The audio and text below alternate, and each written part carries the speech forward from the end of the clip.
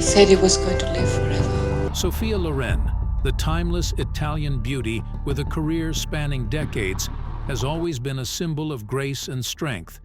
But what if behind that iconic smile lies a story of struggle and resilience? When I saw her on the door, I said, my God, I'm going to have a fit.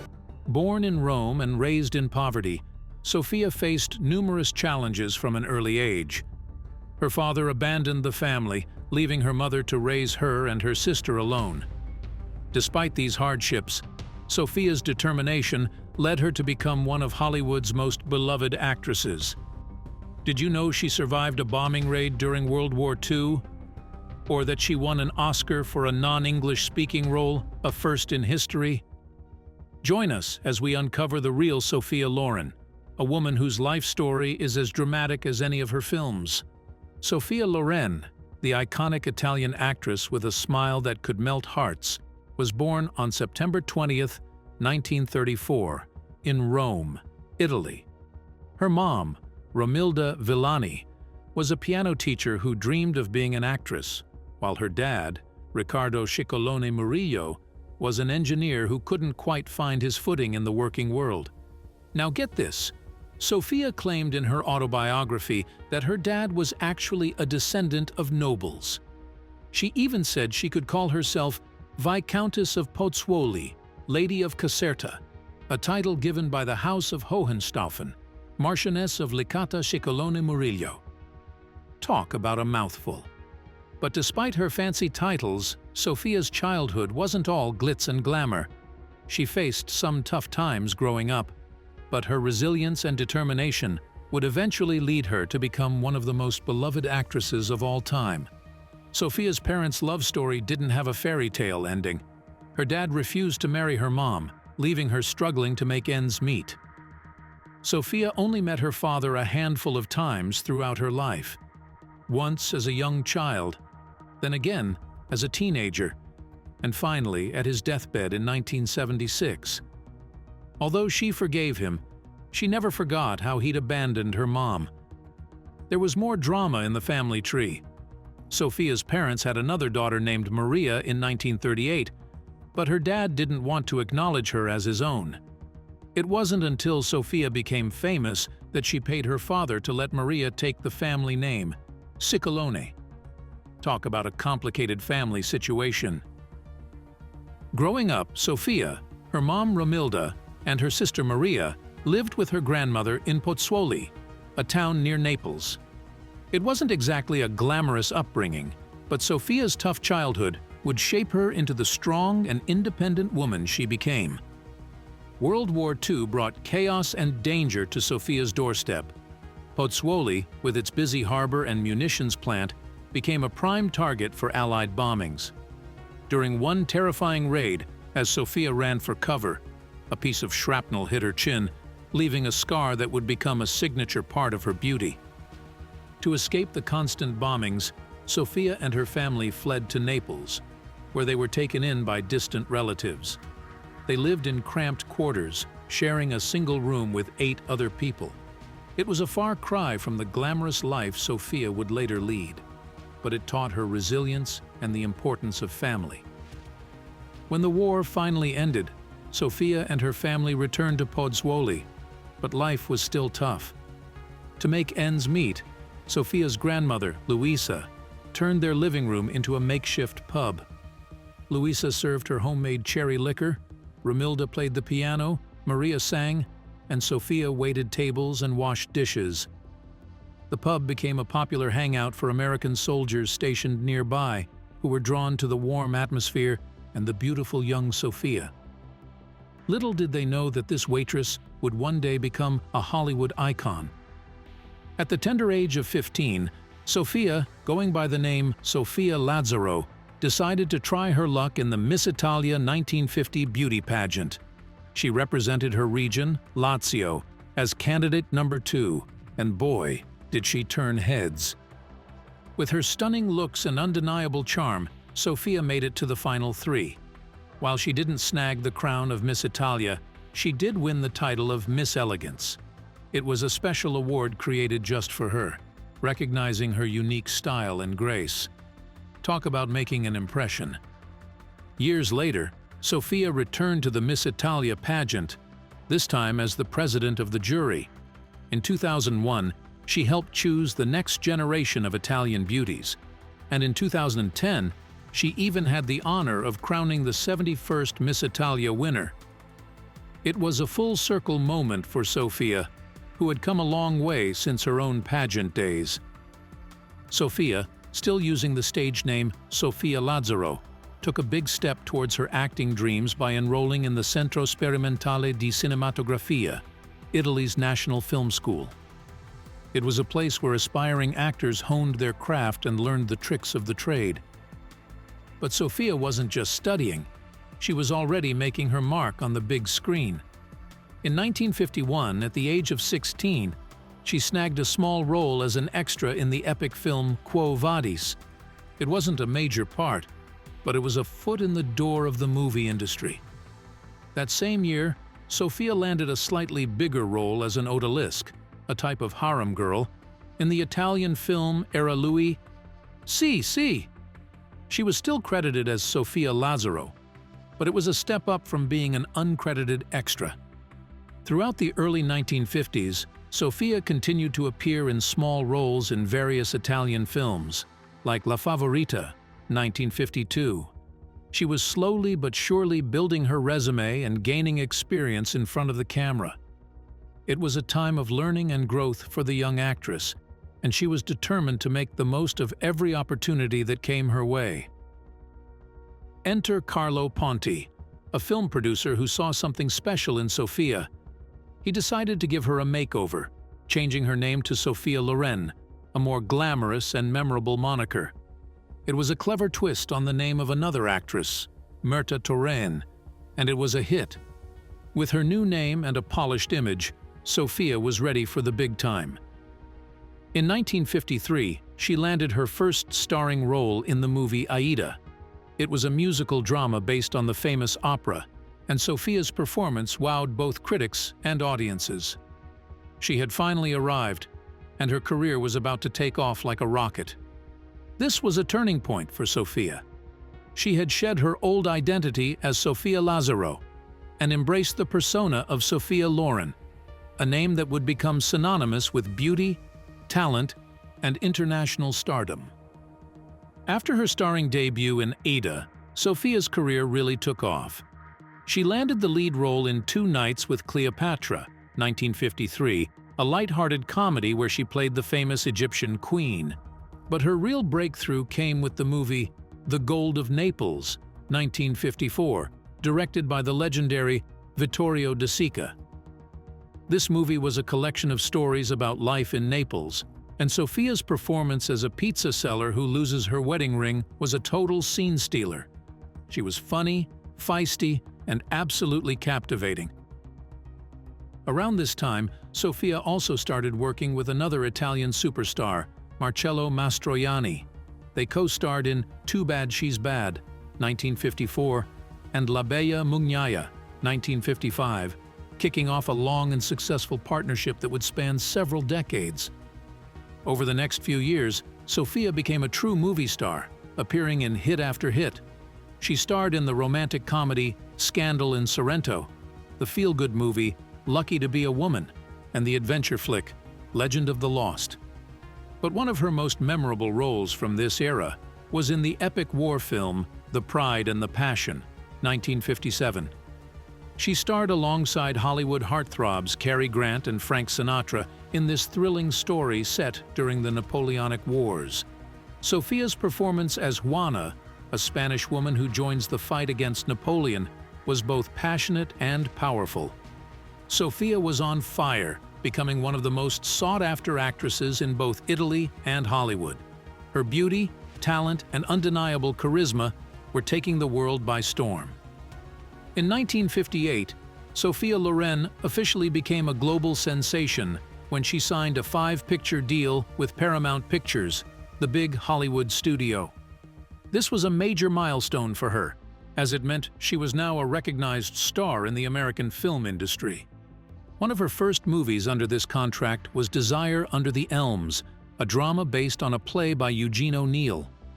She played the role of Anna Cabot, a young woman who marries an older farmer, only to fall in love with his son. It was a steamy and scandalous story, and Sophia's performance was both seductive and vulnerable. Next up was Houseboat, a romantic comedy where she starred alongside the charming Cary Grant. Sophia played a single mother who falls for a wealthy architect while working as his housekeeper. It was a heartwarming story with plenty of laughs, and Sophia's chemistry with Grant was undeniable. But perhaps the most surprising transformation came in George Cukor's Heller in Pink Tights. Sophia, known for her dark hair, went blonde for the first time in this Western comedy. She played a flamboyant actress traveling with a theater troupe, and her performance was full of energy, humor, and a touch of wildness. In 1960, Sophia took on a role that would change her life forever. She starred in Vittorio De Sica's Two Women, a raw and emotional story about a mother fighting to protect her young daughter in the midst of war-torn Italy. The film dealt with heavy themes of survival, trauma, and the devastating effects of war. Originally, Sophia was cast as the daughter, but she fought tooth and nail to play the mother instead. She knew she could bring a depth and maturity to the role that would resonate with audiences. And boy, was she right. Her performance as Caesara, a fiercely protective mother who endures unimaginable hardships, earned her critical acclaim and a slew of awards.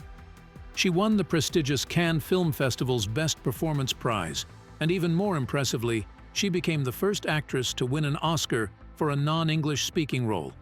That's right, she beat out all the Hollywood stars and made history with her incredible performance in Two Women. Sophia won a whopping 22 international awards for this film, proving that she was a true acting powerhouse. The movie was a critical and commercial success, solidifying Sophia's place as an international star. But despite the accolades and the recognition, Sophia was so nervous about the Oscars that she didn't even attend the ceremony. She was afraid she might faint from the excitement. Instead, she stayed in Rome and waited anxiously for the news. The next day, she received a phone call from none other than Cary Grant, who excitedly informed her that she had won the Oscar. It was a moment of pure joy and triumph for Sophia, a testament to her hard work and undeniable talent. The 1960s were Sophia Loren's golden years. She was a global superstar, the kind of actress who could make hearts flutter and box offices boom. She worked on both sides of the Atlantic, making movies in the US and Europe, and she shared the screen with some of Hollywood's biggest heartthrobs. In 1961, she landed a leading role in the epic historical drama El Cid, playing opposite the dashing Charlton Heston. This movie was a massive undertaking with huge battle scenes and stunning costumes. Sophia's performance as the strong-willed and passionate Doña Jimena was unforgettable. Her career reached new heights in 1964, when she starred in another historical epic, The Fall of the Roman Empire. This time, she shared the screen with Stephen Boyd and Alec Guinness in a sprawling tale of power, betrayal, and love set in ancient Rome. And get this, she was paid a whopping $1 million for her role. That was a huge amount of money back then, making her one of the highest-paid actresses in the world. But Sophia wasn't just about the big-budget spectacles. She also continued to collaborate with her favorite Italian co-star, Marcello Mastroianni. In 1964, they starred together in Marriage Italian Style, a comedy drama about a woman who tricks her longtime lover into marrying her. Sophia's performance was so brilliant that she earned her second Oscar nomination. In the 1960s, Sophia Loren was on top of the world, starring in some of the most iconic films of the era. She teamed up with Hollywood legends like Charlton Heston in the epic El Cid, where she played a noblewoman caught in a love triangle amidst a historical war. She also starred alongside the hilarious Peter Sellers in the comedy The Millionaires, where she played a spoiled heiress who learns a lesson about love and money. Sophia's chemistry with Clark Gable sizzled on screen in It Started in Naples, a charming romantic comedy set in the picturesque Italian landscape, and her reunion with Marcello Mastroianni and Vittorio De Sica's. Yesterday, Today, and Tomorrow was a tour de force, showcasing their incredible on-screen chemistry in 3 different stories. Sophia's star power continued to rise with roles in Lady L, a lavish period drama with Paul Newman, and Arabesque, a thrilling spy movie with Gregory Peck. She even starred in Charlie Chaplin's final film, A Countess from Hong Kong, alongside Marlon Brando, although the movie itself wasn't a huge success. Sophia's talent and popularity didn't go unnoticed. She won a whopping 4 Golden Globe Awards between 1964 and 1977 as the World Film Favorite Female. It was a testament to her global appeal and her ability to captivate audiences around the world. She was a true icon, a symbol of beauty, talent, and timeless elegance. After becoming a mother in 1968, Sophia Loren decided to slow down her acting career. She still loved making movies, but she wanted to focus on raising her family. She appeared in fewer films during the 1970s, and most of them were Italian productions. One of her most notable roles during this time was in The Voyage, 1974, directed by her friend and mentor Vittorio De Sica. She starred alongside the legendary Richard Burton in this emotional drama about a dying woman who takes a final trip with her brother. It was a powerful performance that showcased Sophia's ability to convey deep sadness and longing. That same year, Sophia and Burton teamed up again for a remake of the classic film Brief Encounter.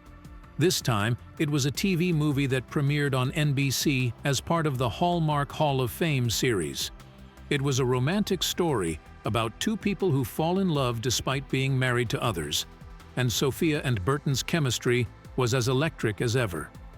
In 1976, Sophia starred in The Cassandra Crossing, a disaster thriller about a group of passengers on a train exposed to a deadly virus. The movie was a huge hit internationally and did pretty well in the US too. Then came A Special Day, 1977, where she reunited with her favorite co-star, Marcello Mastroianni.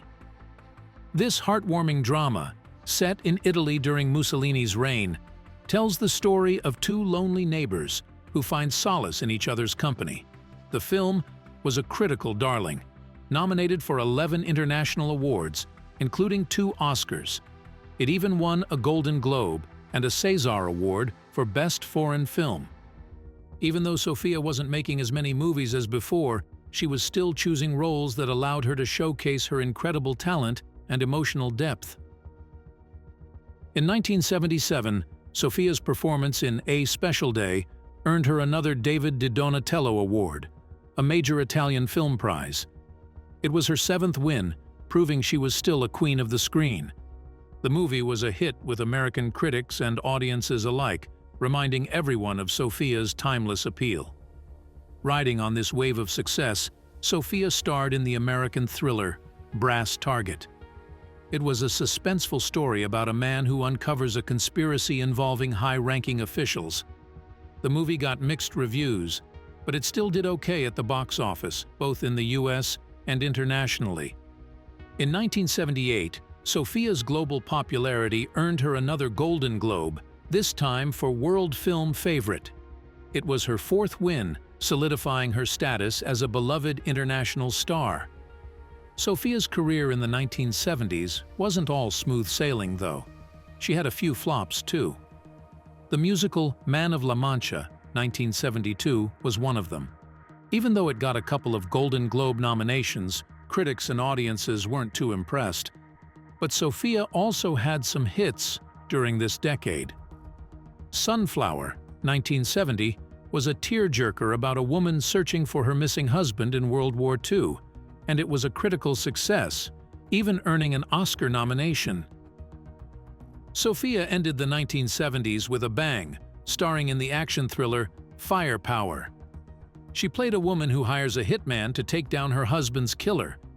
It was a fun and exciting movie, and Sophia got to reunite with her Cassandra Crossing co-star, O.J. Simpson. In 1980, Sophia's autobiography, Sophia Loren, Living and Loving, Her Own Story, became a worldwide hit. People couldn't get enough of the juicy details about her life, her rise to fame, and her juicy romances. It was such a success that it was turned into a TV movie. Sophia herself starred in the movie, playing both herself and her mother. It was a unique opportunity for her to share her story with the world and show the woman behind the movie star. The movie was a hit, and it showed that Sophia's appeal extended beyond the big screen. But Sophia wasn't content with just being an actress and author. In 1981, she became the first female celebrity to launch her own perfume, aptly named Sophia. It was a bold move, and the fragrance became a huge success, capturing Sophia's signature elegance and charm. She didn't stop there, though. Sophia also launched her own line of eyewear, proving that she was a true fashion icon. She was a woman of many talents, and her business ventures were just as successful as her acting career. It was clear that Sophia Loren was more than just a pretty face. She was a savvy businesswoman and a trendsetter. In 1982, Sophia found herself in hot water with the Italian authorities. She was accused of tax evasion and ended up spending 18 days in jail. It was a major scandal, but surprisingly, it didn't hurt her popularity or her career. In fact, it made her even more of a legend, a woman who wasn't afraid to face adversity. And after a long legal battle, the Italian Supreme Court finally cleared her of the charges in 2013. During the 1980s, Sophia decided to take a step back from acting and focus on being a mom to her two sons. She still made a few movies here and there, but she was more interested in family life than the glitz and glamour of Hollywood. She even turned down the role of Alexis Carrington in the hit TV show Dynasty. Can you imagine Sophia as the iconic villain? It would have been epic. She also almost starred in another soap opera, Falcon Crest. But the deal fell through at the last minute, and the role went to Gina Lollobrigida instead. But Sophia wasn't completely absent from the screen. In 1984, she starred in the TV movie Aurora, playing the title role of a woman who rediscovers love later in life. The best part? She got to act alongside her real-life son, Eduardo Ponti, who played her younger self. Talk about a family affair. Even though Sophia wasn't making as many movies as before, she was still a beloved icon and a symbol of Italian beauty and elegance. She was a woman who knew how to prioritize her family while still leaving her mark on the world of cinema. Sophia Loren wasn't just a silver screen siren. She was a woman of many talents, even dabbling in music. Throughout her career, she recorded over 24 songs, including a whole album of comedic tunes with the hilarious Peter Sellers. But their collaboration wasn't all sunshine and rainbows. It seems like Sellers fell head over heels for Sophia, and she had to gently turn down his advances. Talk about a tricky situation. Sellers' infatuation with Sophia was so intense that it even played a part in his divorce from his first wife, Anne Howe. But Sophia always maintained that their relationship was strictly platonic. She was a lady who knew how to set boundaries. This whole dramatic saga was even depicted in the movie The Life and Death of Peter Sellers, where actress Sonia Aquino played Sophia. And as if that wasn't enough, the song "Where Do You Go To, My Lovely" by Peter Sarstedt was rumored to be inspired by Sophia's beauty and charm. It seems like everyone was smitten with her. Sophia's foray into music was just another example of her versatility and willingness to try new things. She was a true Renaissance woman, conquering not only the film industry, but also the music world with her undeniable talent and charisma. In 1991, Sophia Loren received a huge honor from the Academy of Motion Picture Arts and Sciences, an honorary Oscar. It was like a Lifetime Achievement Award, and it recognized her incredible contribution to the world of cinema. They called her one of the genuine treasures of world cinema, and that's definitely not an exaggeration. Sophia had made so many amazing movies and given us so many memorable performances that she truly deserved this special award. It was a testament to her talent, her hard work, and her lasting impact on the film industry. But the recognition didn't stop there. In 1995, Sophia received another big award, the Golden Globe Cecil B. DeMille Award. This one is given by the Hollywood Foreign Press Association to people who have made outstanding contributions to the entertainment world. It was yet another feather in Sophia's cap, proving that she was a true legend in Hollywood and beyond. In 1993, Sophia had the honor of presenting Federico Fellini, the legendary Italian filmmaker, with his honorary Oscar. It was a special moment for both of them, as Fellini had even planned to direct Sophia in a new film before his untimely death that same year. Sadly, that project never came to be, but Sophia's tribute to Fellini was a touching reminder of their close friendship and mutual respect. As the 1990s rolled on, Sophia became more selective about her film roles. She wasn't interested in just any project. She wanted to choose stories that resonated with her and allowed her to showcase her talent in new and exciting ways. She also expanded her horizons beyond acting, venturing into the world of business. Sophia launched her own line of cookbooks, sharing her passion for Italian cuisine with the world. She also designed stylish eyewear and jewelry collections, adding her signature touch to the world of fashion. And of course, her perfume line, Sophia, continued to be a global success. In 1994, Sophia returned to the big screen in Robert Altman's star-studded comedy Ready to Wear. She played Isabella de la Fontaine, a glamorous fashion editor with a sharp wit and a penchant for drama.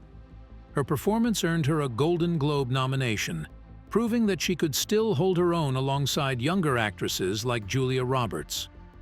That same year, Sophia received another special honor, a Golden Palm Star on the Palm Springs Walk of Stars. In 1995, Sophia Loren made a splash in the comedy Grumpier Old Men, playing a fiery Italian woman who turns the heads of two grumpy old neighbors, played by the hilarious duo of Walter Matthau and Jack Lemmon. Even with Anne Margaret in the mix, Sophia stole the show with her charm and wit. The movie was a big hit in the US, proving that Sophia was still a box office draw, even in her later years. In 1997, Sophia's contributions to cinema were recognized at the 20th Moscow International Film Festival, where she received an honorary prize. And in 1999, the American Film Institute named her one of the greatest female stars of Hollywood's golden age. It was a well-deserved honor for a woman who had graced the screen with her beauty and talent for decades. Sophia's star continued to shine brightly. In 2001, she received the Special Grand Prix of the Americas Award at the Montreal World Film Festival, celebrating her entire career and the impact she had made on the film industry. During this time, Sophia filmed 2 projects in Canada. The first was the independent film Between Strangers, 2002, directed by her son Eduardo and co-starring Mira Sorvino. It was a heartwarming story about 3 women whose lives intersect in unexpected ways. The second project was the television miniseries Lives of the Saints, 2004, where Sophia played a woman who helps her granddaughter unravel a family secret. In 2009, Sophia made a grand return to Hollywood after a 5-year break. She starred in Rob Marshall's glitzy musical 9, based on the hit Broadway show. Sophia played Guido Contini's mother, a ghostly figure who haunts her son's dreams and memories. It was a role that only Sophia could play, and Marshall knew it. She was his first and only choice for the part. The movie was packed with stars including Daniel Day-Lewis, Penelope Cruz, Kate Hudson, Marion Cotillard, and Nicole Kidman. It was a musical feast for the eyes and ears, with lavish costumes, catchy songs, and stunning dance numbers. Even though Sophia's role was relatively small compared to the other leading ladies, she still managed to shine. Her performance as Guido's mother was both heartwarming and haunting, reminding us of the enduring power of a mother's love. She even earned a Screen Actors Guild Award nomination for her work, proving that she was still a force to be reckoned with in Hollywood. In 2010, Sophia took on a role close to her heart, her own mother. She starred in an Italian miniseries called My House is Full of Mirrors, based on her sister Maria's memoir.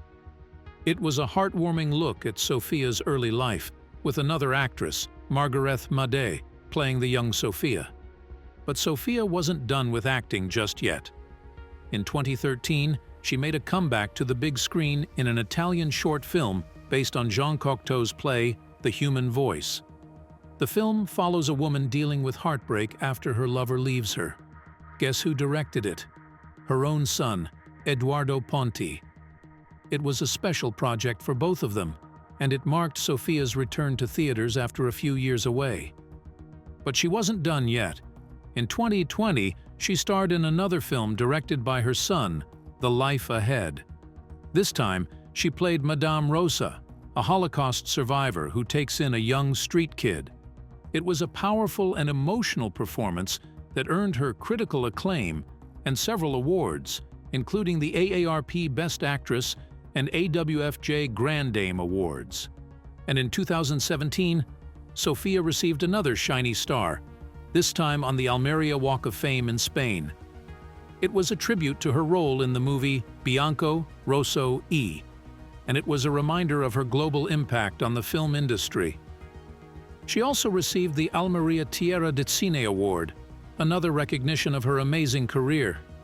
Sophia Loren, a devout Roman Catholic, has called Geneva, Switzerland, her home since 2006. But she hasn't forgotten her Italian roots. She still owns beautiful homes in both Naples and Rome. Despite her glamorous lifestyle, Sophia has some down-to-earth passions.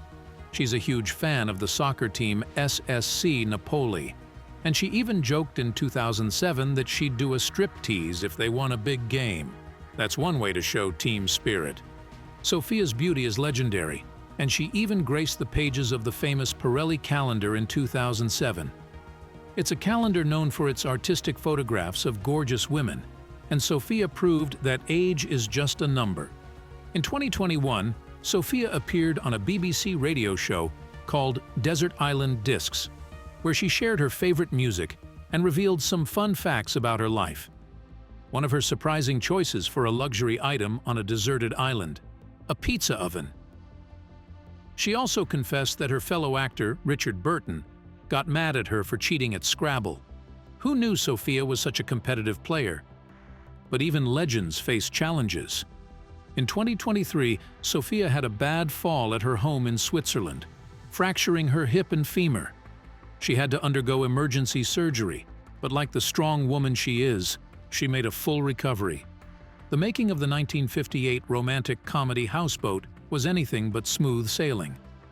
Initially, Cary Grant's wife, Betsy Drake, wrote the script with herself in mind for the leading lady, starring opposite her husband. But then, things got complicated. During the filming of The Pride and the Passion in 1957, Grant and Sophia Loren, his co-star, started a sizzling affair. Grant was so smitten that he decided to replace his wife with Loren in Houseboat, and even had the script rewritten for her. Ouch! Drake was understandably hurt and asked not to be credited for the new version. The affair, however, fizzled out before The Pride and the Passion even finished filming, leaving a bitter taste in everyone's mouth. By the time Houseboat started production, the tension between Grant and Loren was palpable. Grant was still hoping to rekindle their romance, but Sophia had other plans. She was already head over heels for Italian film producer Carlo Ponti. Talk about a love triangle. The behind-the-scenes drama was almost as juicy as the movie itself. Despite the awkwardness, Grant and Loren managed to put on a professional front, delivering a charming and light-hearted performance that captivated audiences. But behind the smiles, there was a lot of unspoken tension and heartbreak.